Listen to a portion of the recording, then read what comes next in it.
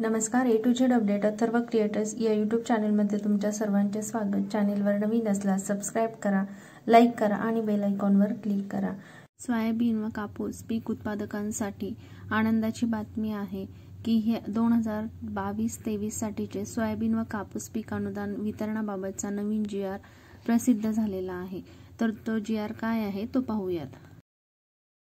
2023च्या खरीप हंगामातील कापूस व सोयाबीन उत्पादक शेतकऱ्यांना अर्थसहाय्य देण्याबाबतची कार्यपद्धती म्हणजे कशा पद्धतीने अर्थसहाय्य दिलं जाणार आहे, वितरण कसं केलं जाणार आहे, त्या संदर्भातला GR दिनांक 30 ऑगस्ट 2024 रोजी प्रसिद्ध झालेला आहे। प्रस्तावना पाहूया।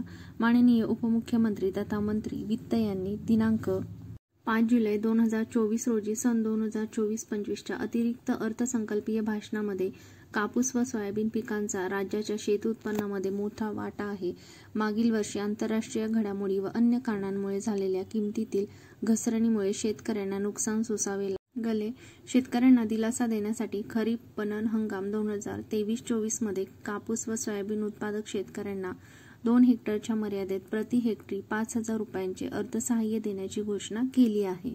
या घोषणेच्या अनुषंगाने राज्यातील सन 2023च्या खरीप हंगामातील ई-पीक पाहणी पोर्टलवर नोंदीत असलेल्या कापूस व सोयाबीन उत्पादक शेतकऱ्यांना 0.2 हेक्टरपेक्षा कमी क्षेत्रासाठी सरसकट 1,000 रुपये तर 0.2 हेक्टरपेक्षा जास्त क्षेत्रासाठी त्यांच्या क्षेत्रानुसार प्रति हेक्टर रुपये 5,000 रुपये देण्यासाठीच्या प्रस्तावात मंत्रिमंडळाच्या दिनांक 11 जुलै 2024च्या बैठकीत मान्यता देण्यात आली आहे। त्या अनुषंगाने संदर्भीय शासन निर्णयानुसार अर्थसहाय्य मंजूर करण्याबाबतचा शासन निर्णय निर्गमित करण्यात आलेला आहे। सदरचे अर्थसहाय्य संबंधित कापूस व सोयाबीन उत्पादक शेतकऱ्यांना वितरित करण्यासाठीची कार्यपद्धती निश्चित करण्याची बाब शासनाच्या विचाराधीन होती। त्याबाबत शासन पुढील प्रमाणे निर्णय घेत आहे। म्हणजे 0.2 हेक्टरपेक्षा कमी ज्यांचं क्षेत्र असणार आहे त्यांच्यासाठी सरसकट 1,000 रुपये आणि 0.2 पेक्षा ज्यांचं क्षेत्र असणार आहे त्यांना प्रति हेक्टर 5,000 रुपये एवढं अर्थसहाय्य देण्याबाबतचा जो निर्णय आहे तो मंत्रिमंडळात घेण्यात आला होता, त्यासाठी मान्यता देण्यात आलेली आहे। आता शासन निर्णय पाहूयात। तर राज्यातील सन 2023च्या खरीप हंगामातील ई-पीक पाहणी पोर्टलवर नोंदीत असलेल्या कापूस व सोयाबीन उत्पादक शेतकऱ्यांना प्रति पीक 0.2 हेक्टरपेक्षा कमी क्षेत्रासाठी सरसकट 1,000 रुपये तर 0.2 हेक्टरपेक्षा जास्त क्षेत्रासाठी त्यांच्या क्षेत्रानुसार प्रति हेक्टर रुपये 5,000 रुपये अर्थसहाय्य वितरित करण्यासाठीची कार्यपद्धती पुढील प्रमाणे। तर जमाबंदी आयुक्त कार्यालयाकडून ई-पीक पाहणी पोर्टलवर सन 2023 मधील खरीप हंगामामध्ये कापूस सोयाबीन पिकाची पेरणीची नोंद झालेल्या शेतकऱ्यांची माहिती डेटा महाआयटीच्या क्लाउडवर प्राप्त झालेली आहे। ज्यांनी ई-पीक पाहणीवरती नोंदणी केलेली होती, कापूस आणि सोयाबीन पीक लागवडीबाबतची जी नोंदणी केलेली होती तर त्या शेतकऱ्यांची माहिती त्यांचा जो डेटा आहे तो महाआयटीच्या क्लाउडवरती प्राप्त झालेला आहे। सदरची माहिती किंवा डेटा आयुक्त कृषी यांच्या कार्यालयाकडून जिल्हा तालुका निहाय क्षेत्रीय यंत्रणांना उपलब्ध करून देण्यात आलेली आहे। सदरची माहिती कृषी सहाय्यकांकडून गावनिहाय संबंधित गावांमध्ये ग्रामपंचायत किंवा दर्शनी भागात ठळकपणे लावण्यात येईल। 3 नंबर, या माहितीनुसार पात्र शेतकऱ्यांनी त्यांचे संपूर्ण नाव, आधार क्रमांक, मोबाईल नंबर इत्यादीची माहिती विहित संमतीपत्रामध्ये आधार क्रमांकाच्या छायांकित प्रतीसह कृषी सहाय्यकांकडे उपलब्ध करून द्यावी।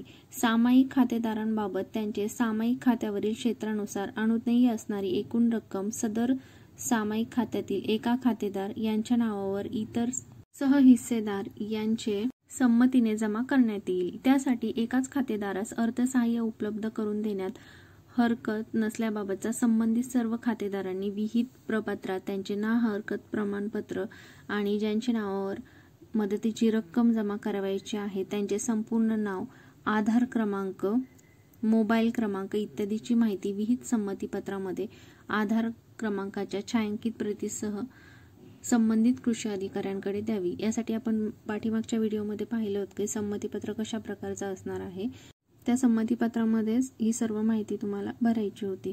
तर पुढे 5, शेतकऱ्यांकडून प्राप्त झालेले संमतीपत्र व ना हरकत पत्र तालुका कृषी अधिकारी कार्यालय स्तरावर गावनिहाय संकलित करून जतन करण्यात येईल। महाआयटीने तात्काळ वेब पोर्टल विकसित करून वरील प्रमाणे प्राप्त झालेला डेटा तालुका स्तरावरून या पोर्टलवर घेऊन तो प्रमाणित करून घ्यावायचा आहे। प्राप्त झालेल्या या माहितीचे आधार प्रमाणीकरण करण्याची कार्यवाही वेब पोर्टलद्वारे करण्यात येईल। यामुळे आधार क्रमांक बरोबर आहे की नाही तसेच तो त्याच व्यक्तीचा आहे याची खातरजमा करावी। तर आधार नंबर जे आहे ते बरोबर टाकायचे आहेत, कारण ही सगळी माहिती आहे ही एका पोर्टलवरती दिली जाणार आहे। महाआयटीने ई पीक पाहणी पोर्टलवरील संबंधित शेतकऱ्याचे नाव आणि आधार प्रमाणे नाव जुळवणी करावी। त्यासाठीचे मॅचिंग पर्सेंटेज 90% अनुज्ञेय ठेवावे। ई केवायसी झालेले लाभार्थी निश्चित करण्यासाठी आधार क्रमांक PM किसान किंवा नमो शेतकरी डेटा सेटशी जुळवावेत व उरलेल्या अर्जांसाठी नव्याने ई केवायसी करण्यात यावे। सदर योजनेतील वैयक्तिक व सामायिक खातेदारांच्या अनुज्ञेय अर्थसहाय्याची परिगणना मदत व पुनर्वसन विभागाकडून अनुसरण्यात येणाऱ्या कार्यपद्धतीनुसार करण्याच्या अनुषंगाने वेब पोर्टलचे विकसन करण्यात यावे। उदाहरणार्थ एक शेतकरी किंवा खातेदार यांच्याकडे सोयाबीन 2 हेक्टर आणि कापूस 2 हेक्टर क्षेत्र असे एकूण 4 हेक्टर क्षेत्र असल्यास त्यांना प्रति पीक 2 हेक्टर मर्यादेत 5,000 रुपये प्रति हेक्टर नुसार दोन्ही पिकांचे मिळून एकूण 20,000 रुपयाचे अर्थसहाय्य अनुज्ञेय राहील। कारण प्रति हेक्टरला 5,000 रुपये आहे, त्यामुळे 2 हेक्टरचे असे 5 चोक 20 म्हणजे 20,000 रुपये अर्थसहाय्य अनुज्ञेय राहील। कृषी सहाय्यक, तालुका कृषी अधिकारी, जिल्हा अधीक्षक कृषी अधिकारी व सर्व संबंधित अधिकारी कर्मचारी यांना या संपूर्ण कार्यपद्धती, वेब पोर्टलचा वापर इत्यादींचे ओरिएंटेशन देण्यात येईल। महाआयटी कडून तयार झालेल्या या पोर्टलवर संबंधित कृषी सहाय्यकांना लॉग इन ॲक्सेस देऊन त्याद्वारे कृषी सहाय्यकांना त्यांच्याशी संबंधित गावाचा डेटा माहिती भरण्यासाठी उपलब्ध करण्यात येईल। हा नंबर कृषी सहाय्यक वेब पोर्टल शेतकऱ्यांचा आधार क्रमांक, मोबाईल क्रमांक आणि नाव इत्यादी माहिती प्रविष्ट करेल। सदर माहिती तालुका कृषी अधिकारी यांच्या लॉग इन मधून पोर्टल रँडमली तपासली जाईल व जिल्हा अधीक्षक कृषी अधिकारी यांच्याकडे पुढील कारवाईसाठी पोर्टलद्वारे पाठवण्यात येईल। सदर माहिती जिल्हा अधीक्षक कृषी अधिकारी यांच्या लॉग इन मधून पोर्टल रँडमली पद्धतीने तपासली जाईल। आयुक्त कृषी कार्यालयाकडे पुढील कारवाईसाठी पोर्टलद्वारे पाठवण्यात येईल। अगोदर तालुका कृषी अधिकाऱ्यांकडून जिल्हा अधीक्षक कृषी अधिकारी आणि त्यानंतर आयुक्तांकडे पाठवण्यात येईल, आयुक्त कृषी कार्यालयाकडे पाठवण्यात येईल। प्रत्येक तालुक्यातील 2 गावांची माहिती व त्यांना अर्थसहाय्याबाबत उपविभागीय कृषी अधिकाऱ्यांकडून तपासणी करण्यात येईल। आयुक्त कृषी यांच्याकडून पोर्टलद्वारे अनुज्ञेय अर्थसहाय्याची रक्कम राष्ट्रीयकृत बँकेच्या माध्यमातून संबंधित शेतकऱ्याच्या आधार लिंक बँक खात्यामध्ये वितरित करण्याची कार्यवाही करण्यात येईल, जे ऑनलाईन पैसे येणार आहेत, डीबीटीद्वारे पैसे येणार आहेत। त्यानंतर अर्थसहाय्य वितरणाची ही कारवाई पार पाडण्यासाठी ग्रामस्तरावर माहितीचे संकलन करणे, संगणक आज्ञावली विकसन करणे, लाभार्थी शेतकऱ्यांची ई केवायसी करणे, प्रचार, प्रसिद्धी, कार्यालयीन छपाई इत्यादीसाठी येणारा खर्च तसेच कृषी सहाय्यक यांना प्रति लाभार्थी शेतकरी ₹20, तालुका कृषी अधिकारी व जिल्हा अधीक्षक कृषी अधिकारी यांना प्रति लाभार्थी शेतकरी प्रत्येकी ₹5 प्रमाणे इत्यादींसाठी एकूण अर्थसहाय्याचा कमाल 2% मर्यादेत निधी हा प्रशासकीय खर्च म्हणून खर्ची टाकण्यास मान्यता देण्यात येत आहे।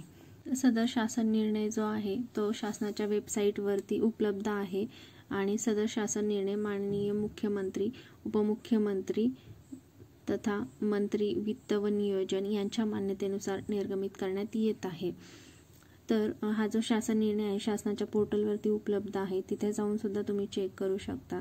तर अशा प्रकारे 2023च्या सोयाबीन व कापूस पिकासाठी शेतकऱ्यांना जे अनुदान दिले जाणार आहे तर त्यासाठीची कार्यवाही किंवा त्यासाठी वितरणाबाबतची जी कार्यवाही आहे ती अशा प्रकारे केली जाणार आहे। माहिती आवडल्यास इतरांना शेअर करा, लाईक करा आणि नवीन अपडेटसाठी चॅनलला सबस्क्राईब करा। धन्यवाद।